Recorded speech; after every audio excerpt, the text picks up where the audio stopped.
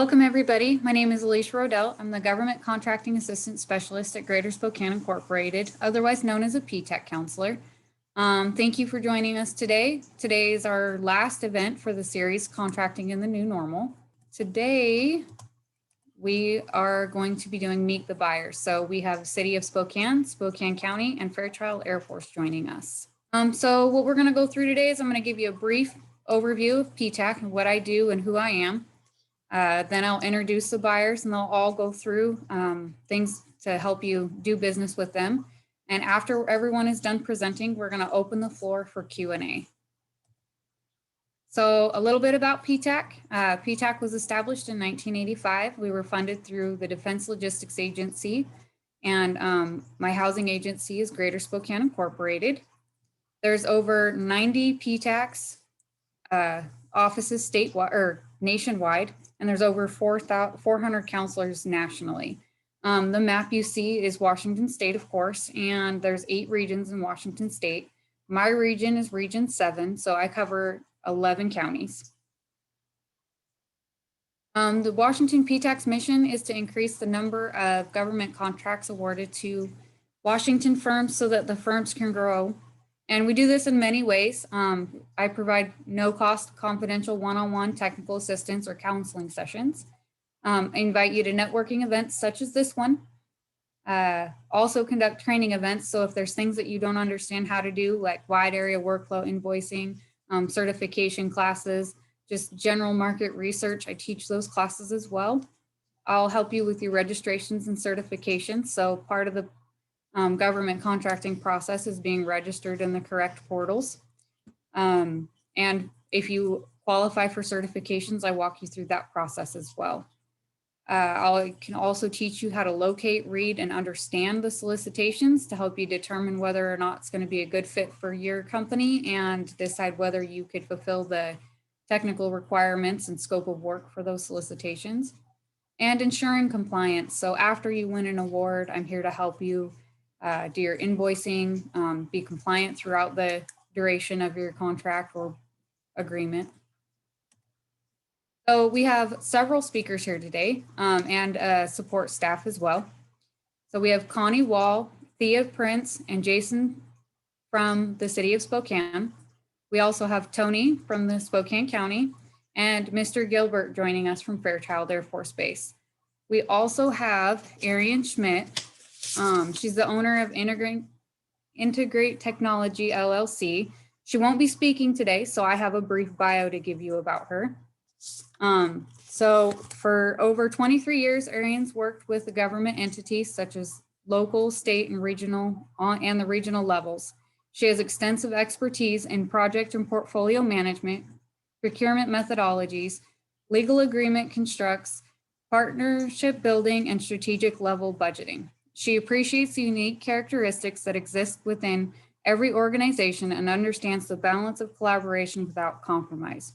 Her roles have required her to focus on both the process and outcomes to develop and enhance capacity for effective, efficient, affordable, and sustainable solutions.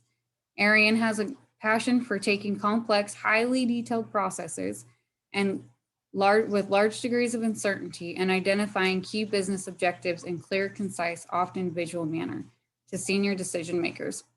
She developed the foundational framework for the local public sector geographic information systems, or known as the GIS, Microsoft activity infrastructure, as well as led transformational change in several large information technology projects, including the countywide replacement for the emergency response system, or 911. Fire and EMS, law enforcement, dispatch and patrol response, records, case management and data analytics, formation of Public Development Authority, or the PDA, for integrated emergency response, and the creation of the mental health crisis stabilization facility for law enforcement, participation in the Inland Strong COVID-19 Emergency Operations Center, and most recently, consulting services for the regional homeless system capacity and gap strategies planning efforts. She's worked heavily in the procurement process, including the best value method for requests for proposals and contract management with highly regulated environment government purchasing. She enjoys sharing stories of her adventures in project management and lessons learned with others. And I'm going to give a big thank you to Arian today because she is one of the reasons why we compiled this event today. So with that, I am going to turn it over to the City of Spokane. Thea Prince with the City of Spokane. With me are Connie Wall and Jason Sandoval. Connie and I have both been with the city for over 30 years in the purchasing department. We are both senior procurement specialists. Jason is a part of our grants and contracting department, as well as he is our rock with regard to public work purchasing. And he has been with the city for 5 years. So I'm going to tell you a little bit about how we at the city do our purchasing, and then we'll move along. Okay, next slide, please. Okay, so of course we are the City of Spokane. Our purchasing model is decentralized, meaning the departments do a lot of their own smaller purchasing. It normally does not have to come through purchasing until they hit about $50,000 with regard to the purchase of goods, a little bit higher for public works and services. What do we need?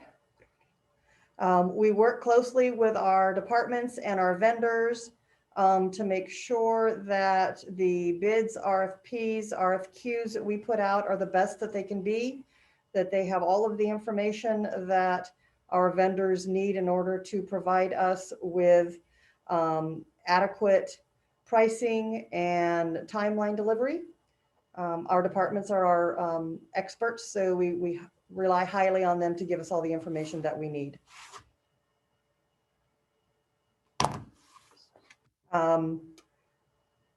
Connie does all of the buying for services, purchase services, and I do the buying for goods and products and the larger public works projects.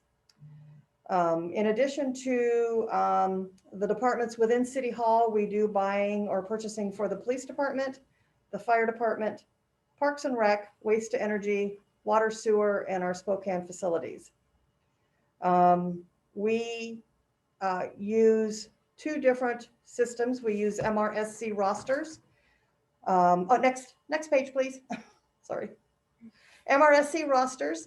All of our small public works under $350,000 run solely through MRSC rosters for distribution lists.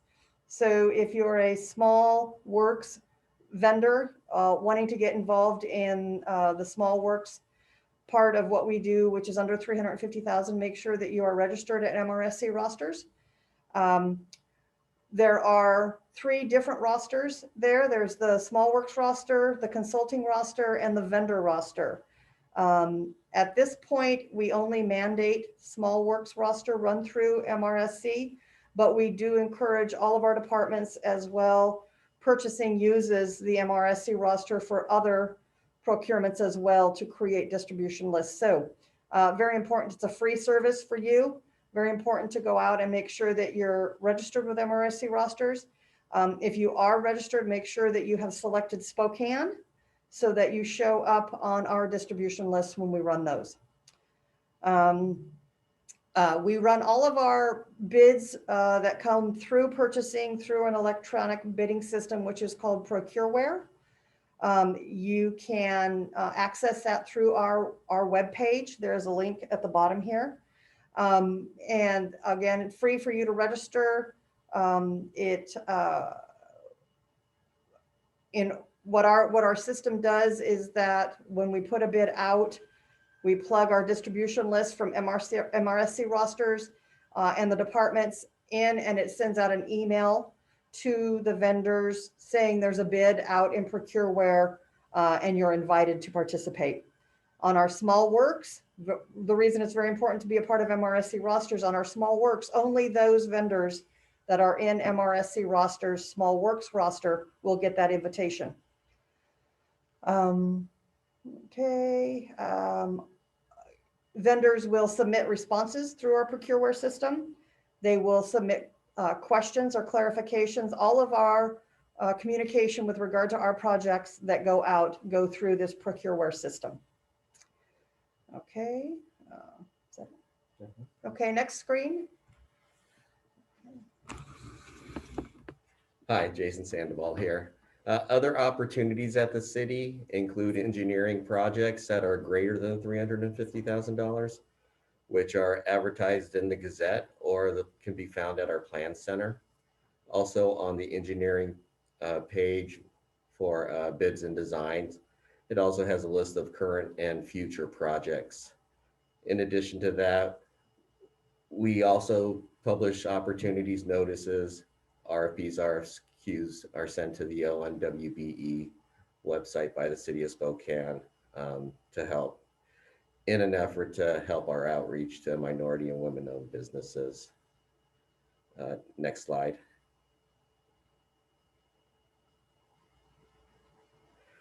Some of the requirements to do business with the City of Spokane are a city business license registered with the state and a UBI number.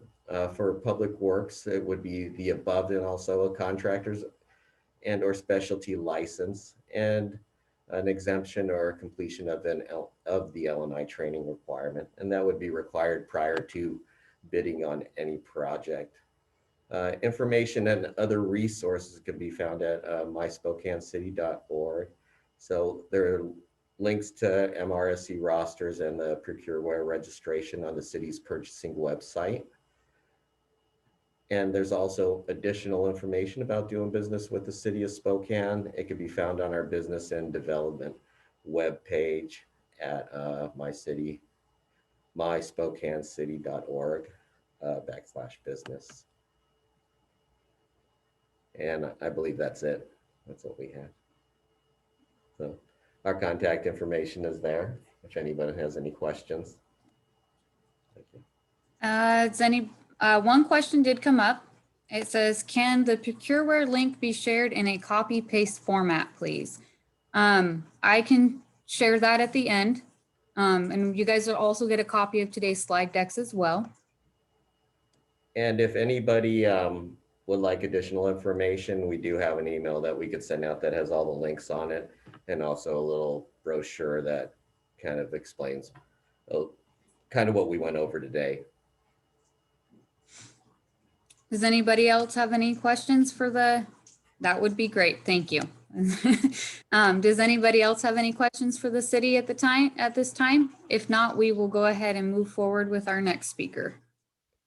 Thank you.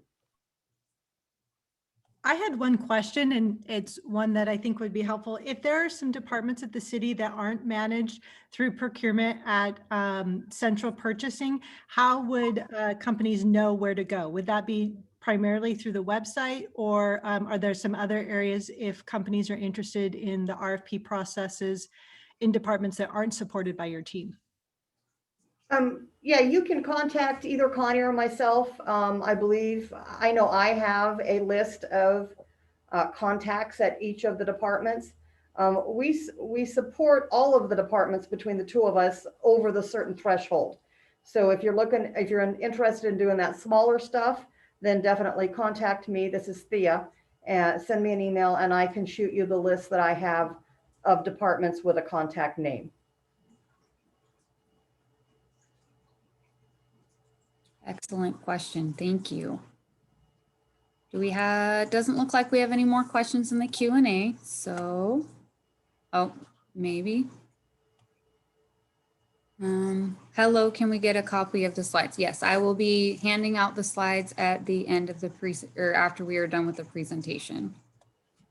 And there's another one. So we have another question from Carlos. It says, what is the best way for an IT services organization to do business with Spokane? That's kind of my area. And I think the best thing to do would be to contact me, and I can direct you to the subject matter expert in IT for whatever area you're looking to compete on. Thank you, Connie. All right. So Now I'd like to introduce Tony Hall with Spokane County. Hi, everybody.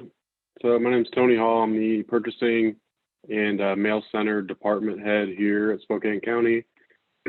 I've been here about 2.5 years, and we manage around 150 to 200 million dollars in yearly spend through our department. We support 52 different departments. Most notably, the big ones would be Parks and Rec, so all the golf courses, all the parks, Public Works, Detention Center, both downtown and Geiger, and then our Sheriff's Department is also quite a big purchaser on our end. So we have a staff of 6 people in my department. We also support an e-pay program for people to get expedited delivery or expedited payment on some of the projects that they're working on. We're a little bit different than the city in that our threshold is $10,000. So everything $10,000 and above is ran through my department. Everything below that is decentralized, and I'll get to that in just a minute. So the large common purchases that we have here at the county, Public Works, and when we say that, it's not, the Public Works Department. It is any physical alteration to public property. That's how we define a Public Works job. So a lot of construction. We've worked on with Arian the Crisis Stabilization Facility. Arian, I never get that right. It's a very long name. Crisis Stabilization Facility. I think that's it. So a lot of infrastructure maintenance, a lot of landscaping on all of our parks and grounds that we have. We also buy a lot of goods, so it could be, large road graders, street sweepers, you name it. There's a need for it. So vehicles, police cars, IT items, especially this year transitioning, we are almost 100% remote in the purchasing department, and countywide we have, I believe, right at 800 people that are teleworking. So it's been a big shift, and we have a big need for IT items this year, especially. Services and architecture and engineering. Again, lots of that with the nature of the work that we do, lots of business consulting, shifting over to telework and all the other projects we have going on. And then health services is another big ticket item for us. And you can go to the next slide. All right, so, and here's where we kind of get into where you guys can throw your hat in the ring for our opportunities. So as I mentioned before, anything $10,000 and above is what is routed through the purchasing department here at the county. So we're both centralized in the fact that anything over 10,000 goes through us. We are decentralized with any purchases under $10,000. And we tackle that by posting everything $10,000 and above on publicpurchase.com. You have to register to be a Spokane County vendor, and then you will automatically get notifications when there's a bid opportunity. The second one, we use this more for informal and purchases under $10,000. So that would be anything that the department does not route through us. So they have a really quick need for it, and they need a competitive place to do it. That's govquote.us is where we post a lot of those opportunities for those departments to reach right out to you guys directly. Our small works roster right now, we have our own process where you go on our website and you register, but I'd just like to alert everybody in the next year or so, we would like to be on the same page as the city and standardize in a move to MRSC rosters. So that will be something coming up. Our threshold is just the same for small works roster. Anything under 350,000 would go to MRSC. And for the time being, I would encourage you guys to go to our website and register to be on our small works roster, and then keep a lookout in the future for our move to MRSC. So that was quick, and that is it for my presentation. Okay, it looks like we had one hand raised, and I believe that was Arian. So Arian, feel free to unmute yourself and ask your question. I think that was by mistake. My apologies. Oh, that's okay. So does anyone else have any questions for Tony from Spokane County? Well, since my hand was raised, I do think it's important. Tony, how does the influence of grants and special revenue funds impact the procurement process at Spokane County for things that might not be from a general fund that have unique things? Is that something that potential bidders might want to be aware? It could, for the most part. There's not a whole lot of language in the grants that we're seeing as far as certain bidding requirements. We always do look into that, and we work with grants on a case-by-case basis. But for the most part, from a vendor perspective, it's pretty hard to differentiate if this is a grant or the things that you need to, the hoops you have to jump through for that. Thank you. I know with all the COVID stuff and the money coming into the public sector, it's kind of a wonder to think how would that impact people looking to contract services? Yep. Okay, do we have any more questions for Tony? I'm not seeing any right now. I'm sure people will think of some along the way. So our next speaker is going to be Michael Gilbert from Fairchild Air Force Base in the 92nd. Oh, maybe. We got one real quick. How does Spokane County address IT staff augmentation?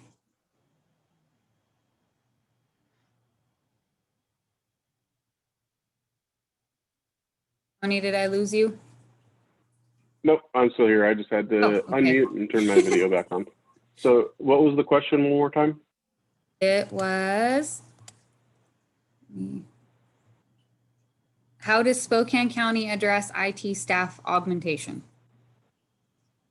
Staff augmentation. You'd have to really talk to our IT director on that, but a lot of the opportunities, at least for the consulting services, the help that we need to change our IT staff, the IT department is probably our biggest user of govquote.us, that tool. So any opportunity they have for IT projects to change the way that staff is working would be routed through govquote. Okay, thank you. All right, and with that, I am going to give controls to Mr. Gilbert, and feel free to take it away. Hey, everybody. Some great news if you haven't heard it. March 22nd, Spokane's in phase 3. So we're greatly looking forward to being able to be in and around people some more for sure. All right, super. Here we are. We're off and running. Fairchild Air Force Base. I'm Mike Gilbert. I'm the small business specialist, also the director of business operations here at Fairchild. So I guess that's a fancy way of saying I'm in charge of reviewing all the contracts and personnel and such. Also the competition advocate for the base. These are the things I'm going to talk about. Fairchild's the largest employer out in Eastern Washington. In fact, that's even true with people with disabilities. Folks don't really sometimes pair the two things together as Fairchild Air Force Base, thinking of us being a large employer for persons with disabilities, but we certainly are. They completely perform all the grounds maintenance and custodial service, as well as do some food service and also run our work in our supply store. Well, obviously, a large impact in the area. When you think of Fairchild, just think of us as a small town or small city. We're very similar, have all the same kinds of attributes that you would expect of any small town, and same kinds of needs. There's just a simple list of some of the things that we're doing out here, where we're doing some purchasing associated with those things. The squadron here has 44 people. That's me, the DBO, and we're split apart as far as purchasing function into our goods and services flight and our construction flight. Our funding outlook has been pretty good. I would say in the average area over the last few years, you can see the spend. Just last year in FY20, we spent 45 mil, and a significant, I would think to some of the people attending, is the work that you may be doing for us would be purchase card kind of work. And I'll talk a little bit more about that in a moment. But we're doing, we did last year, we did 14 million. And we're talking about 180 card holders and maybe 16,000 individual transactions. As far as construction, we do everything here at Fairchild via multiple award contract, and it's split into two different contract platforms. And one is our multiple award construction, which is for larger projects. And there's a list of our contractors. We just awarded this contract last year. Very happy to say we did something innovative in terms of acquisition. We restricted the competition to small businesses and small businesses with makes in Washington, Idaho, and Oregon. So we really wanted only Pacific Northwest contractors. As you can see, there's obviously one from Alaska on here. However, they have offices within this area. So you can see the scope of the projects. And then there's our MATOC, which was for the smaller projects under $1 million. It is a small disadvantaged business set aside within the 8A program. There's a list of the current contracts. You can see there is some Spokane area presence on there with at least for sure 2 of the contracts. One has a set up a presence in this area that came from Alaska. The other one is from Lopado, Washington, there, Imperial. But it's for larger projects, and they do any design, build, and above kind of projects. So all of our construction platform is competed amongst these contractors that are awarded.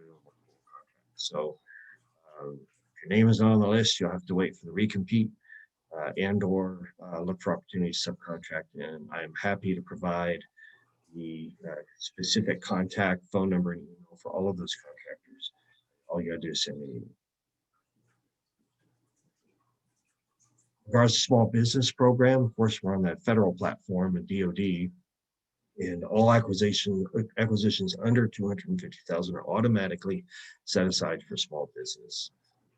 And when we consider whether or not to do that, we just look, can we receive the asset test offer quotes or offers from 2 small businesses at a reasonable prices. So we perform market research to make that determination.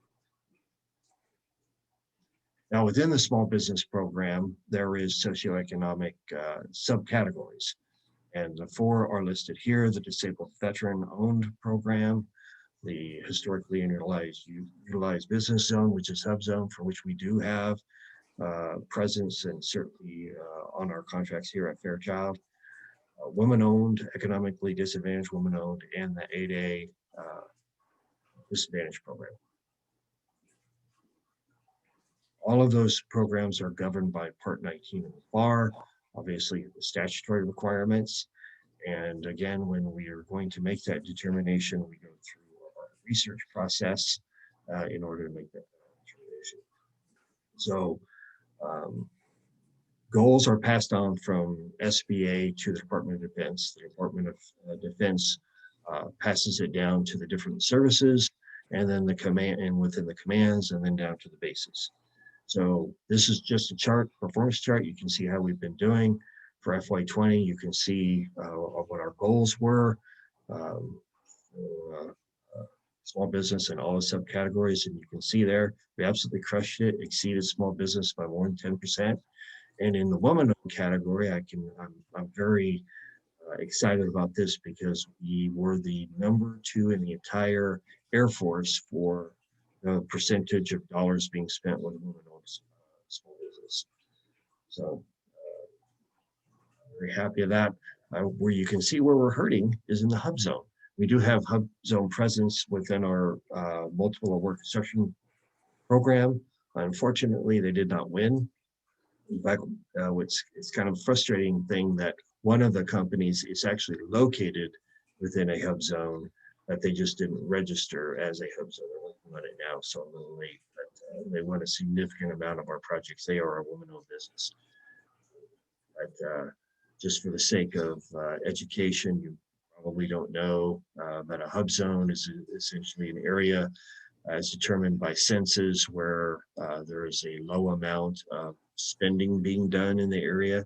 It's economically without very much capital within the region. So they've designated it as a historically underutilized business zone. It's a Fed support program to try to push money towards those areas to help improve the economy in those areas. So that's how that program came about.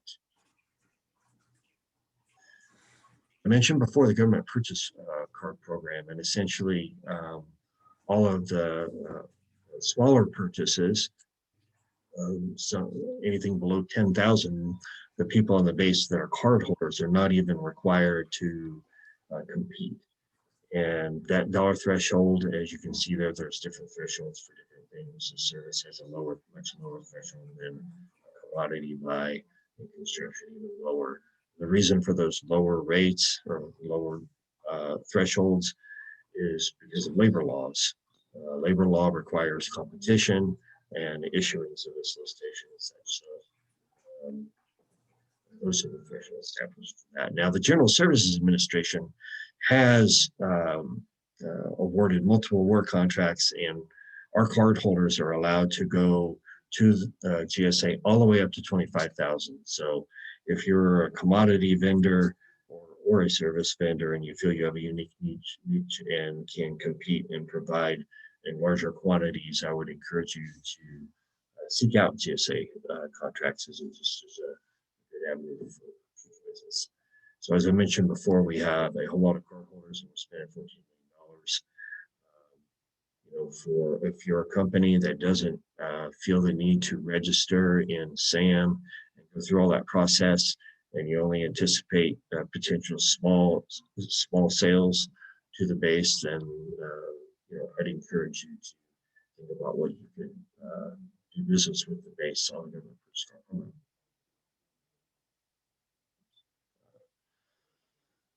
For purchases in excess of those card limits, we're issuing requests for quotation using simplified procedures. We post everything above 15K on BetaSam, and that's where you'll find the solicitation, and it'll give you the information for how to submit a quote, a proposal. So our requirement owners help develop those requirements. We'll do a small amount of market research to see if a potential small business or what kind of subcategory set aside we might look at. And they submit their requirements. We don't create a requirement, we just fill the requirements that come to us. And then for larger requirements, that's over the simplified acquisition threshold, which is 250,000, the procedures become more formalized and the evaluation becomes more detailed. It becomes very important to pay close attention to the evaluation solicitation award process. So it looks like a little side behind here. So this is what I'm talking about now. We'll issue RFQs or RFPs. We're required to post them. And the result in it is usually always a contract instead of a purchase order basis. And we evaluate other factors. We have to evaluate past performance for all of our requirements. We may or may not look for a proposal. The key is to spend time looking at the request for proposal, and it'll very clearly state what it is we need to see, and also how we need to see it, and also detail about how we're going to evaluate it. So the Department of Labor has wage determinations. I mentioned that earlier. It's required by statute, and those are incorporated into our contracts and different labor categories, and they're included in our requirements. And when you perform work at Fairchild associated with those contracts, you have to comply with those labor laws and those minimum requirements. So maybe way above minimum wage, so maybe, but not lower. Also, it includes fringe benefits packages as well. So I think of all the things I've talked about in the briefing, the most important part is if you're looking at a written request for quotation, to pay close attention to what it is that we're required to have.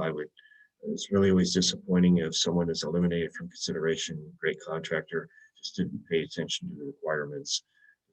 The work volume can be large here, and if we have good solid quotes or proposals up front with people that comply with everything, well, we'll look at their past performance and then we'll make a determination. There's no mandate for us to always help contractors resolve all their non-compliance issues. And the solicitations will always clearly state that. So it's always a challenge for me on a virtual because I don't know the different levels of involvement with the government so far. So I kind of try to capture everybody. But we have a diverse mission here at Fairchild with tankers, Air Force Wilderness and Survival Training Program, Joint Personnel Recovery Agency is also here. Again, think of us as a small city. There's lots of opportunity, potential. If you're in construction, I'm happy to send you the list of all of our current contractors to include our two architect engineering companies. Oh, yes, subcontracting. I never want to take this for granted because folks always think in terms of being prime. Well, there's lots of opportunities for subcontracting within the DoD. In fact, it's mandatory that, as I addressed earlier, the goals, large business contracts also will have goals that they have to meet. They have to have a program to show the government how they're going to comply and achieve those subcategory and small business goals. So they're on the hunt constantly for subcontracting, subcontractors, especially within the 4 socioeconomic diverse groups that I mentioned before. So the SBA has a subcontracting directory. I'd encourage you to look at that and consider subcontracting as an opportunity, whether it be for GSA supplies or construction dollars or whatever industry niche you're in. If there is a large business or a very large need, large dollar, don't think just because you're small, you can't get on board and support because they have to have and meet those goals. Just thought I would mention that. And again, everything that we're doing over 25,000 is on data SAM. Here's about upcoming Fairchild requirements. As I mentioned before, the subcontract work, we're subcontracting at least $20 million a year there. We have multiple medical staffing services that we're going to be soliciting for. We have one that'll be coming out soon for medical admin staffing, I think 10 positions. We have oil water separator maintenance, hood and duct cleaning. Our end of year spending in the months of August and September, we would traditionally spend, that's where our highest volume of requirements come through, as all of the units look to spend their dollars before they expire. You can see the range there. And then we always have recurring service renewals every year. We always post those, and you can see a list as an example of some of the types of different things that we're doing at Fairchild that maybe you wouldn't necessarily think we would, but so wherever if you think you may have a niche or something Fairchild may need or desire, please just send me your capabilities document if you're not familiar because you're so new. I'm sure that Alicia and PTAC will be super happy to help you about the capabilities document. I'll make sure it gets in the hands of contract officers and court holders. With that concludes my briefing, Alicia.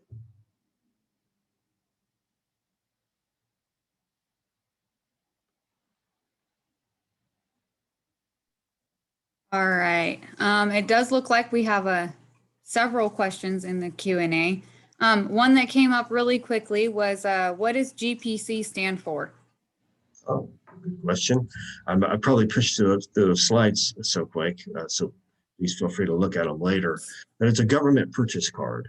So essentially, we're delegating procurement or purchasing authority to the different civilians and military that work on the base to support their missions, rather than every single small requirement coming to our office and maybe a little less efficient. They've delegated purchasing authority for them to immediately use the government purchase card, which is just like a Visa card, and they can purchase directly from you. Make it that simple.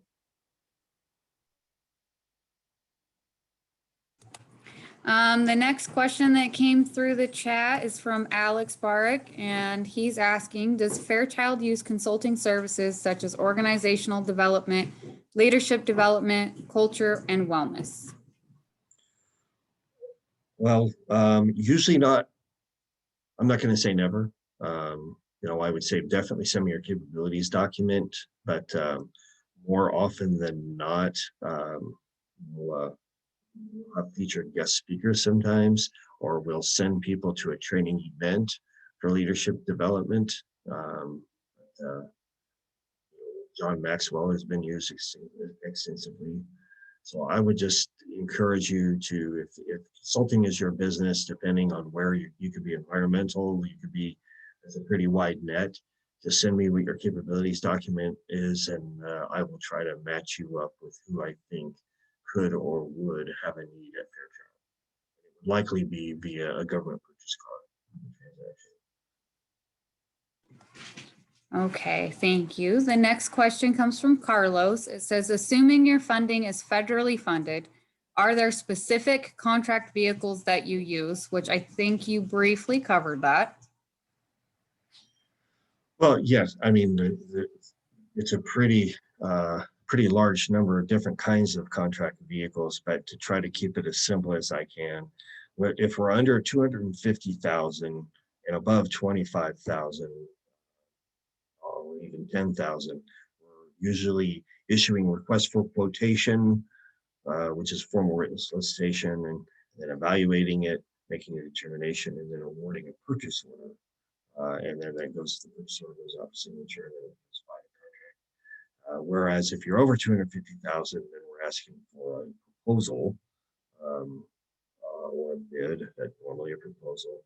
They will evaluate the proposal and it will result in a contract. In the contract, there's different kinds of contracts for the situation. If we don't know how much we need or when we need it, we may set up a requirements contract with estimated amounts where you're guaranteed, whenever the requirement comes up, they would be awarded a negotiated price, or it could be a per project kind of situation, or it could be a fixed monthly price.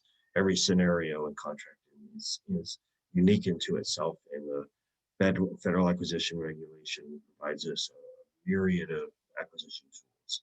It could be as simple as a blanket purchase agreement, where we just agree to a price, and that it's only binding when so far as someone calls and an order is fulfilled.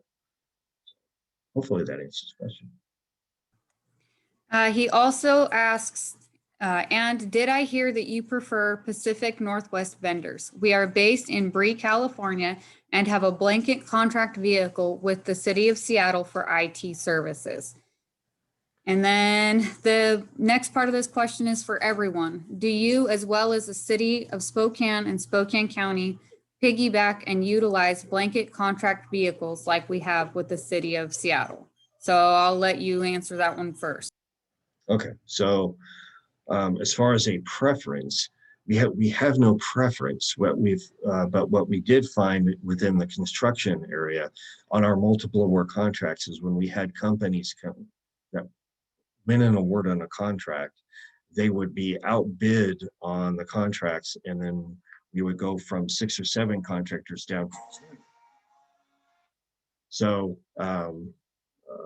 in lieu of we had to run a recompete for it. So instead of doing that, we found an innovative way to restrict or limit it to the 3-state region just for construction. Wouldn't or couldn't imagine it being used for anything else.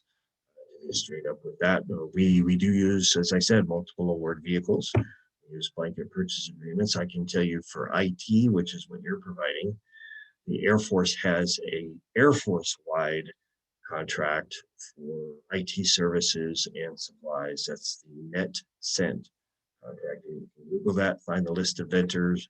There could be potential subcontracting opportunity for sure within that. So as we don't award the contracts, we just can do individual task orders off of it. But, I'm happy to take a call for that, or and go back and forth in an email if you prefer, after or later regarding that. But I think that answers the question. Jason and team, or Tony, do you guys have Any comments for that question as well? This is Connie with the City of Spokane. I'll answer that one. We basically, the City of Spokane, use multiple piggybacking interlocal agreements and contracts from other agencies, purchasing cooperatives. We use a lot of state contracting, GSA. Basically, we kind of investigate a lot of different contracts that we could potentially piggyback when we're looking for IT goods and services. I'm not sure that they've specifically looked at a City of Seattle blanket contract, so we can certainly take a look at that if you want to provide some information. My contact information was on that slide somewhere, so or you can find it at the City of Spokane website.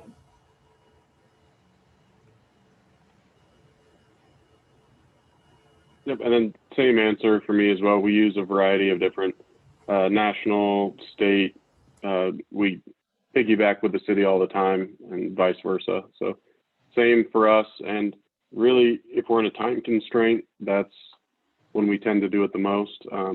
If it's an IT purchase that is really, really urgent, we'll look for the most competitive pricing through a state contract that we can accelerate the timeline on.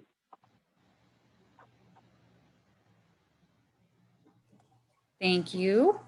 Mike, I believe this question's for you as well. Do you leverage GSA as a contract vehicle? Oh, yes, absolutely. And especially with our government purchase card transactions, as I mentioned earlier, that that we can go up to 25,000 on a purchase card, or all of them across the base. In fact, there's what's called the expanded use program, which is fairly recent implementation here, where a contracting officer in my office, instead of issuing a purchase order, can do a expanded use of the purchase card transaction for anything up to the warrant value, contracting officer warrant value. So traditionally, I would never expect anything over 1,000 on that, but yes, absolutely. Okay, the next question's for you as well, Mike. It says, how does the EO signed by President Biden to buy American and to use American materials affect your operations, current purchasing moving forward the fiscal year? I would say probably right now doesn't impact any at all, because there's been no change to law. What happens is law gets passed, statute, and then it goes through a process to get codified in the federal regulation, federal acquisition regulation, which affects the entire federal acquisition workforce, the DoD and the Air Force. There's already Buy American law in the statutes. There are exceptions to it, but normally most everything and anything we're purchasing is from American manufacturers. But the FAR does have specific stipulations about how that applies, and those contract provisions or clauses are contained in the contract. So if someone's signing a contract with us, there's a provision like when you register in SAM that says that you'll comply with the Buy American Act. So when someone's providing an awarded contract, then they would be committing fraud if they did other than that. So hopefully that answers the question. Yes. Carlos says, I'm happy to send a copy of the contract for you to review. The next question we have is, I am a HubZone certified small business. How can I get solicitations to bid on? So I guess this one's kind of for everybody. Sure. Well, I mean, the first thing is to reach out to me with your capabilities document so I can see, especially if you're HubZone. As you know, our percentage is very low for HubZone. If you work as within the construction industry, I'd definitely get you linked up with our prime contracts. If you're in the construction industry for a while, definitely at our recompete, I'd love to see more HubZone presence on the contract. But if you're other than construction, certainly there's opportunities. So right now we're getting ready. I gave a procurement forecast. If you're working the med staffing, there's a great opportunity coming up for you there, or hood and duct cleaning, or So I think the biggest thing, and it could be small transactions too, to include government purchase cards. So really it's just a matter of getting me your information so I can get it in the hands of those that are doing the market research.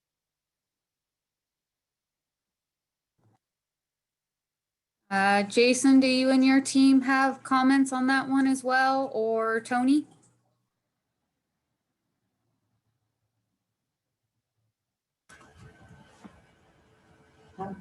So as far as we go, we can't really differentiate between the two as of yet. So if you sign up to be on GovQuote and public purchase as a Spokane County vendor, you'll be automatically notified when something in your product or service offering is posted.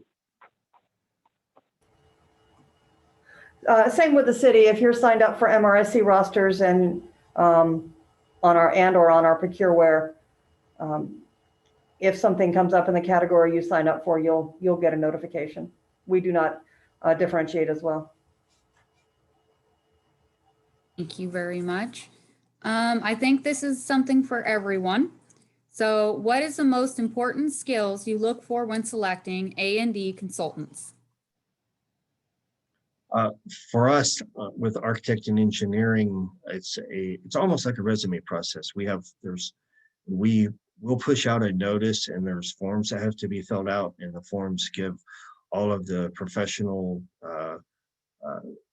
experience as well as the performance history, and all of that that information is culminated and goes to an evaluation board, and they look at it and they score it, and the highest scoring for us, the highest scoring two contractors with a 5-year contract with a 10 mil.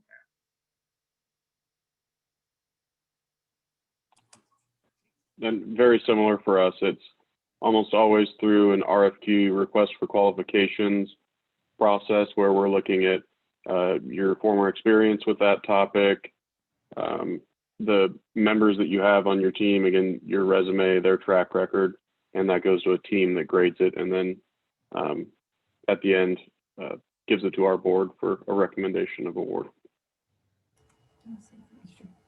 This is Connie with City of Spokane.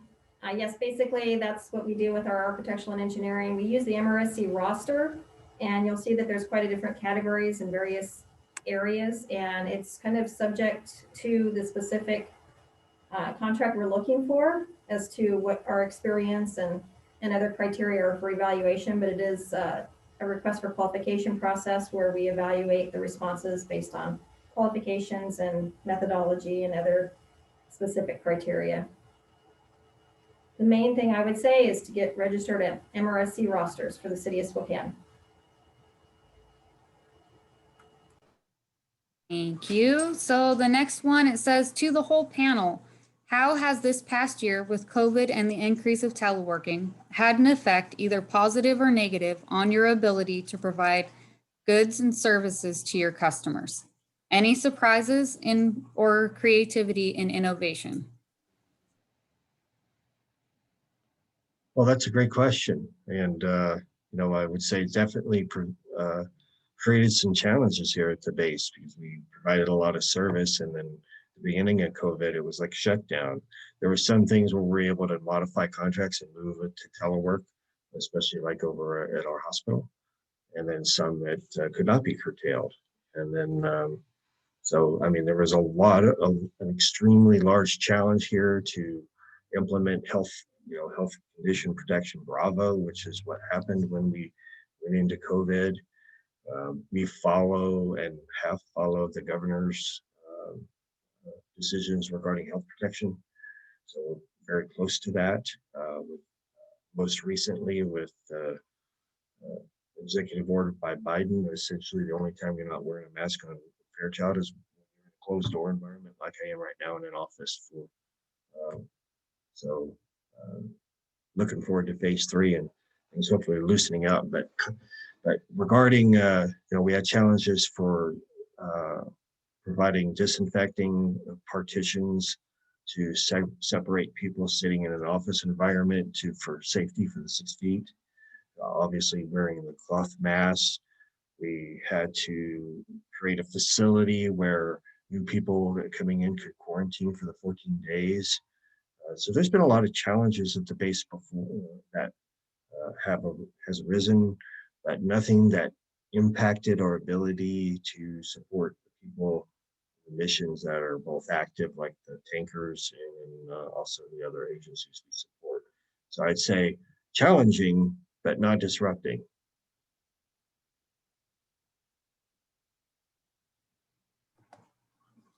Jason and team or Tony? This is Thea at the City of Spokane. It was challenging.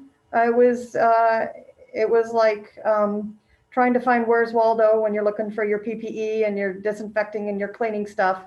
I was able to find it eventually, so we've been able to make sure that our city employees are protected. And I do have a small inventory that I'm carrying now so that we can continue to provide that for them. Purchasing is all telecommuting, so that was a challenge in and of itself. But I think we've been doing a pretty good job. We've been able to get our goods, our services, and projects all where they needed to be when they needed to be there. So it's working, yeah, we're just moving right along. Yep, and same here. I would say it was a challenge, but it didn't really disrupt our operations. We were pretty lucky in the way that we actually started working 2 days a month from home about 6 months before the pandemic. So we got to cheat a little bit on that, having no idea it was coming, but it really helped us transition into full-time working from home when the pandemic hit. So again, probably the biggest change for us was also changing everything to electronic filing, and then now it's trying to tune everything into electronic workflow, electronic filing, e-signature is a big thing that we're working on. So a lot of those issues I think will come up in the next year or so.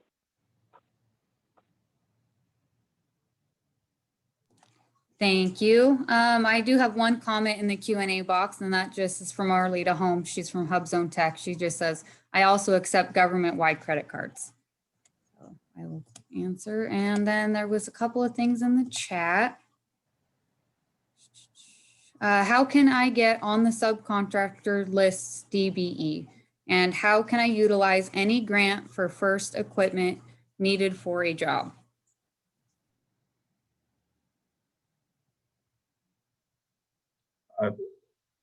For Fairchild, I can tell you it's not a player. Meaning that we would not be, all of that kind of product is supplied through our custodial contractor.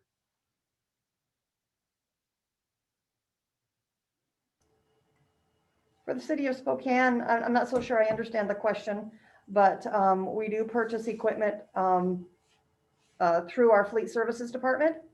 So if that's kind of where you're coming from with that, you can register with MRSC rosters, and then you could also shoot me an email and I could get that to our fleet services department. And same here. All of that stuff would be posted for us on publicpurchase.com.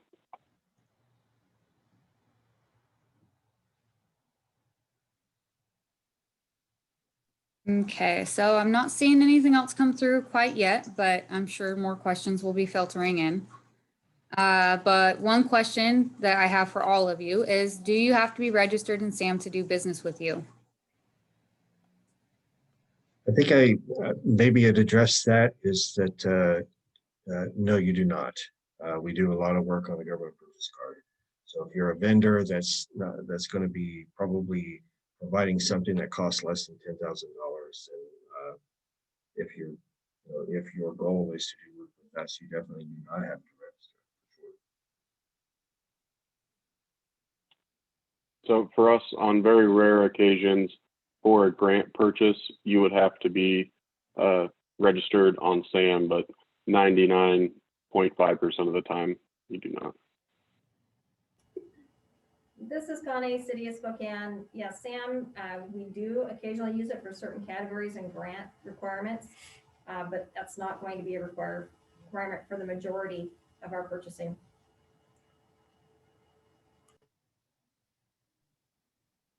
This will be a creative question, but what are your biggest pet peeves when it comes to compliance on a contract? I guess for me, it'd be the fact that you're not complying with the contract. But it's kind of an interesting question. I wouldn't call it a pet peeve. When it comes to contracts, we look for partnerships, right? We're looking for contractors that want to come on board and work with us. There may be times when there may be misunderstandings about the requirements of the contract, but we are firm but fair in our treatment of contractors. So, but we do look for compliance. Very similar to us. If you break the terms of service that we have on our contract, that's an issue. And we're very patient. We do give people multiple warnings. We work with them as much as we can to try to get them, back on the roadmap that we need them to be on. But sometimes that just doesn't work. So definitely my biggest pet peeve is not meeting the service standards that somebody signed up for. Yeah, same with the city, probably those. And my personal one is just, especially on public works projects, people not filing intents and affidavits timely. Probably like my biggest one. But other than that, I think most people comply, but always waiting for those. That's probably my biggest pet peeve. I guess if I had to pick one, it'd be delivering on time.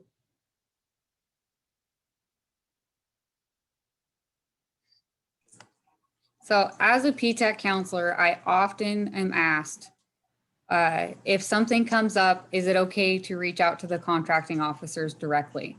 So the circumstance would be an issue arise, or COVID would be a good example. And they might not be able to, I'll use your example, Mike, deliver on time. Should they be reaching out to you guys first to let you know that there may be an issue? How important is communication in that aspect? 100% important. From the time we issue a solicitation to the time that performance is 100% complete.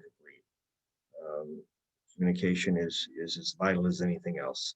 Anytime you realize as a contractor that you may not meet any of the requirements of the contract, then it's important to reach out as soon as you know. If you have any questions during the solicitation, the time to ask is before you submit your quote or proposal. So communication is absolutely essential and should never be discouraged from the CO, especially anybody working here. We're looking, like I said, for partners. Big thing for me is being realistic with your dates too. Sometimes people try to throw out stuff just to get a bid, and then they know they're not going to reach it. So honesty and transparency in the lead time is big, especially COVID this year. Lots of promises getting thrown out there. We plan resources to be there for distribution, and then the product doesn't show up. So that's being realistic, I think, is much better than shooting for a date and not getting it. Great answer. This is Connie with City of Spokane. Yeah, COVID definitely made things a little more challenging, and we did try and work best we could with our contractors to kind of come to a meeting of the minds of what they could accomplish and what kind of flexibility we have in certain situations. And we had concessionaire services going on in the parks where we obviously weren't holding up our end of the bargain of the contract. So, there was a lot of communication going on, and that really is the main thing is to communicate anytime there's going to be a potential issue. And I do some of the citywide contracts where I am regularly communicating with the contractors. So it's kind of a regular occurrence for me. Thank you. Thank you. Thank you. Thank you, everybody. I always stress how important communication is, and just to have it reiterated is always very nice to hear. Do we have any more questions from our audience?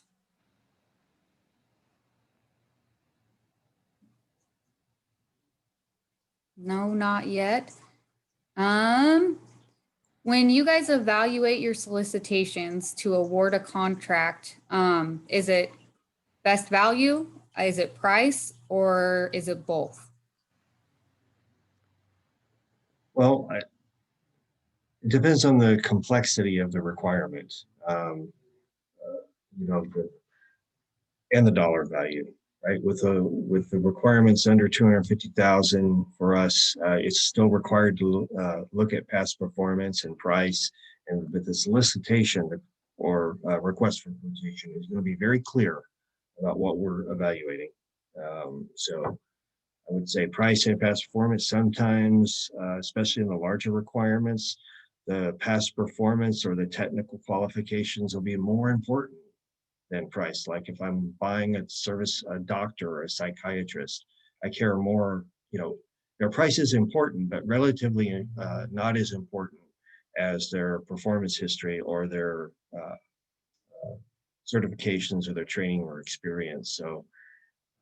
So it's kind of a qualified answer because it depends on the dollar, the complexity, the amount of risk associated with the potential risk to the contractor in providing a quote or proposal.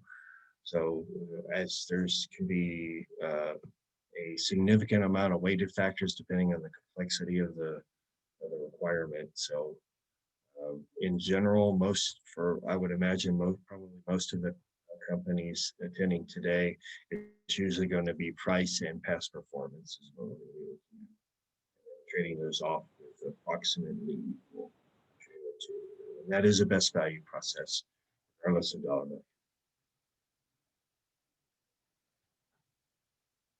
value. And we're similar across the board. We do use the best value, the formal process for RFPs.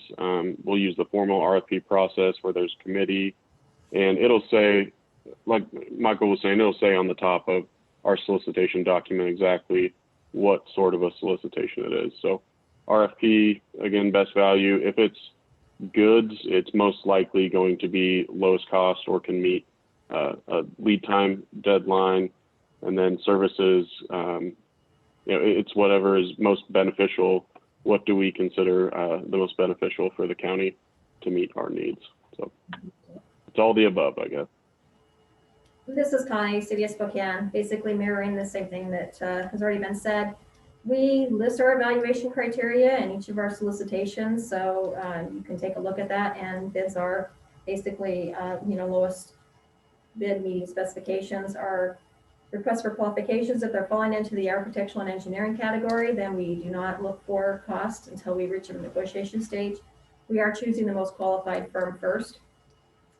Pretty much all the rest of them, the request for proposals, we do ask for cost, and it is a consideration. And again, the weight of that cost is dependent upon the individual procurement that we're trying to accomplish. And then one more to add, our public work projects will always be lowest responsible bidder.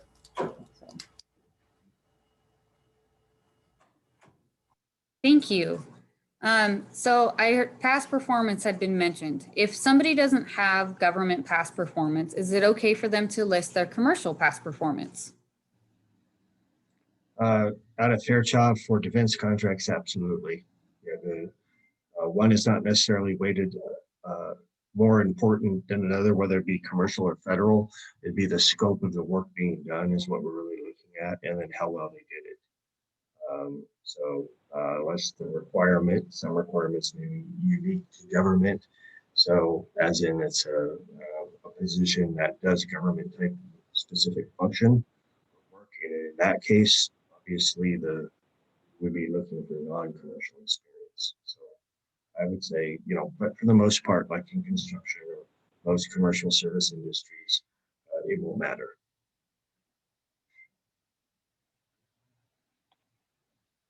Yep, same here. We're willing to give anybody a shot unless, in very rare times, there will be a situation like we had. We're currently going through it. It has to be so specific that you have to have, previous experience with, military indoor shooting. So some of those you're going to have exactly what we need and proven experience, because it's a large project. We can't afford to gamble, but for the most part, we are willing to give new people a shot that haven't done work for the government.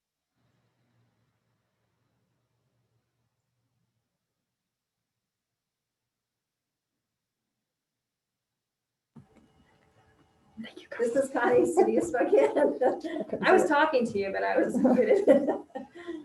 City of Spokane is basically the same thing. If at all possible, we do similar size and scope, so it doesn't necessarily have to be government related. It could be private, construction projects or, design. When you're doing the design build, is kind of what I'm referring to. It's similar projects.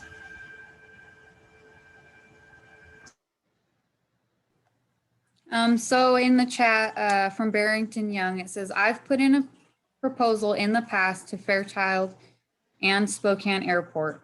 I was told that I was too small, so my biggest discouragement as a disadvantaged small business.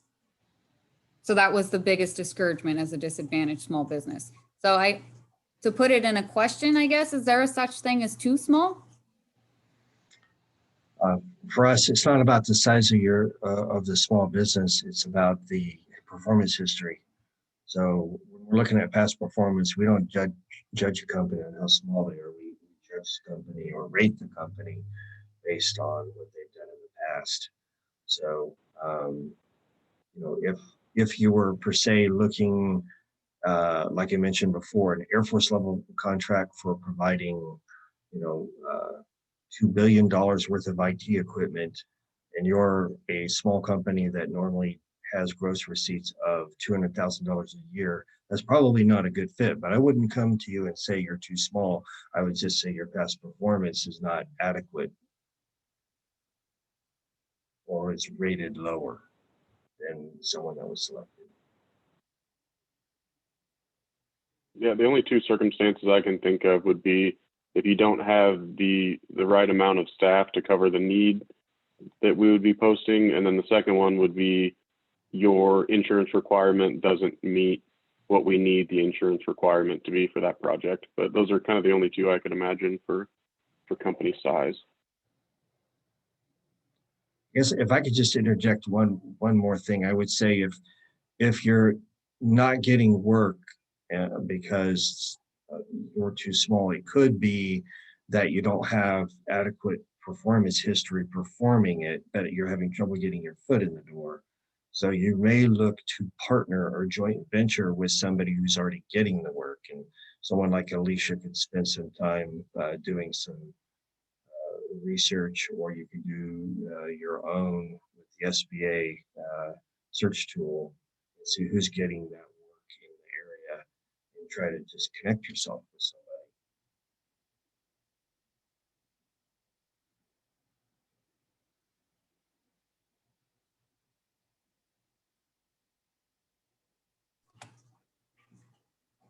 Okay, thank you.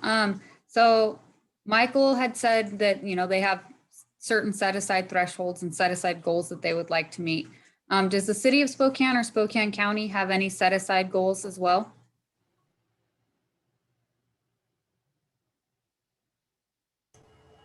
The city of Spokane does not. We have laudatory goals where we encourage, and we definitely don't discourage small businesses to participate in all of our projects, but we do not have any goals that we are mandated to meet. And for Spokane County, Jason and I actually had a call a couple of weeks ago. Our goal isn't really necessarily a target number or anything, but it's more to make it easier on the vendors in our community to register for quotes, to be qualified for quotes. So that's why I mentioned in my presentation moving to MRSC, and we might have some more collaborative events with the city and the county to make it a little bit easier on vendors to do business in our area.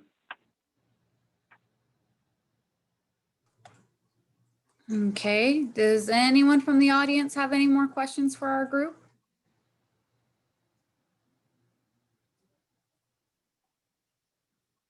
Well, I don't see anything coming through the chat or Q&A. So at this time, I would like to, oh, never mind. I spoke too soon. Oh, what's for lunch? Whatever's in your kitchen. So with that being said, I guess I will give you guys back part of your lunch hour. And thank you all for joining me on this panel. I greatly appreciate the time that you guys have taken out to join me today.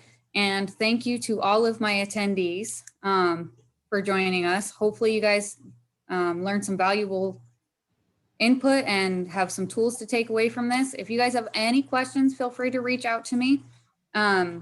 I will share the slide deck at the end of this, so you'll have everyone's contact information. So if you would like to reach out to any of these individuals directly, as long as that's okay with them, you will have the information to do so. So with that, thank you, everybody. Have a good day. Great job, Alicia. Thank you.